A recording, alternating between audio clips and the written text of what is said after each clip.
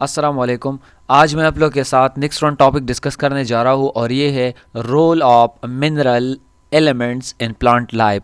वो कौन से एलिमेंट्स और मिनरल्स है जो प्लांट लाइफ में एक इम्पॉर्टेंट किरदार अदा करता है। तो चले शुरू करते हैं और स्टेप बाय स्टेप डिस्कस करते हैं। न्यूट्रंट्स, दो किस्म के न्यूट्रंट्स है, एक है माइक्रो न्यूट्रंट्स, दूसरा है macro nutrients.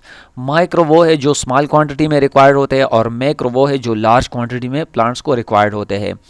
Role in plant life में इसका क्या है? सबसे पहले हम देखेंगे कार्बन। कार्बन जो है पार्ट ऑफ ऑर्गेनिक कंपाउंड। अब ऑर्गेनिक कंपाउंड क्या होता है? जिस तरह प्रोटीन हो गया, कार्बोहाइड्रेट्स हो गया, लिपिड्स, ये सब क्या होते हैं? कार्बन इसमें एक पार्ट होता है इसका। अब हाइड्रोजन की अगर हम बात करें, ये भी पार्ट ऑफ ऑर्गेनिक कंपाउंड है। जिस तरह प्रोटीन, लिपिड्स हो गया, इन सब में क्या होता है? हाइड्रोजन भी एक पार्ट होता है। Oxygen, it is also part of organic compound, necessary for cellular respiration. Cell में जो रिस्पायरेशन होता है इसके लिए ऑक्सीजन रिक्वायर्ड होता है। फास्फोरस की अगर हम बात करें, फास्फोरस जो है ये इंपॉर्टेंट कंपोनेंट होता है एटीपी स्ट्रक्चर्स।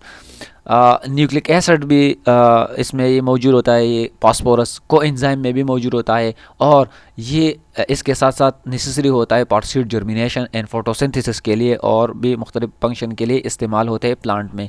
तो ये एमसीक्यूज़ भी इसके लिए आ सकता है इससे कि फास्फोरस का क्या फंक्शन होता है प्लांट में, तो ये आपने याद रखना है। पोटाशियम की अगर हम बात करें, regulate the opening in closing of stomata.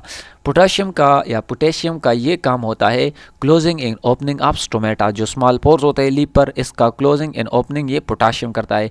Reduces water loss from the leaves, इससे जितने भी पानी है वो कम जो है वो रिलीज़ होता है या वाटर लॉस होता है। नाइट्रोजन की अगर हम बात करें, ये पार्ट ऑफ प्रोटीन होता है, अमीनो एसिड्स में मौजूद होता है।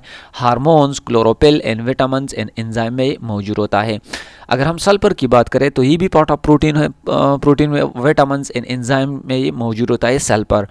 अगर हम कैल्शियम की बात करें, कैल्शियम एंजाइम एक्टिवेट करते हैं, structural component of cell wall होता है एंड ये रेगुलेट करते हैं water movement in the cells को, ये कंट्रोल करते हैं ये कैल्शियम। मैग्नीशियम की अगर हम बात करें तो ये पार्ट ऑफ क्लोरोफिल होता है और मुख्तलिफ एंजाइम को ये एक्टिवेट करता है मैग्नीशियम। अब बात आती है माइक्रो न्यूट्रिएंट्स की जो कम मकदार में प्लांट को रिक्वायर होते हैं। इसमें आयरन होता है।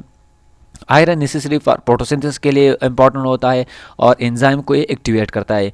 अगर हम मोलिब्डेनम की बात करें तो ये मिनरल जो है पार्ट ऑफ, ये भी एंजाइम होता है। ये क्या करते हैं? नाइट्रेट जो है अमोनिया को ये कन्वर्ट करते हैं और अमीनो एसिड ये बनाते हैं। बोरान की अगर हम बात करें, ये भी शुगर का ट्रांसपोर्टेशन का काम करते हैं। सेल डिवीजन और एंजाइम, इन सब में इसका काम होता है बोरान का। कॉपर की अगर हम बात करें तो ये भी मुख्तलिफ फंक्शन के लिए, एंजाइम फंक्शन के लिए इम्पॉर्टेंट होता है कॉपर।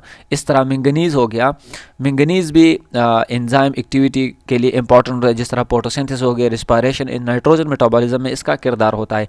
जिंक जो है ये भी डिफरेंट एंजाइम फंक्शन के लिए रिक्वायर होता है। क्लोरीन की अगर हम बात करें तो ये ऑस्मोसिस ऑफ वाटर में या इन्वॉल्व होता है। जिस तरह वाटर जो है सेल जो है पानी को मींस अपने तरफ एंडोसाइटोसिस और एक्सोसाइटोसिस की हेल्प से, तो ये सब कंट्रोल करता है क्लोरीन। इस तरह निकल हो गया, निकल क्या करते हैं? नाइट्रोजन मेटाबॉलिज्म में ये हेल्पफुल होता है। तो ये थे macro and micro nutrients in plants में। तो ये आपने ज़रूर याद रखना है, इससे एमसीक्यू ज़रूर आता है और क्वेश्चन भी कभी कभार इससे आ सकता है। तो ये आपने ज़रूर याद रखें, micro and macro nutrients. Thank you so much for watching, bye.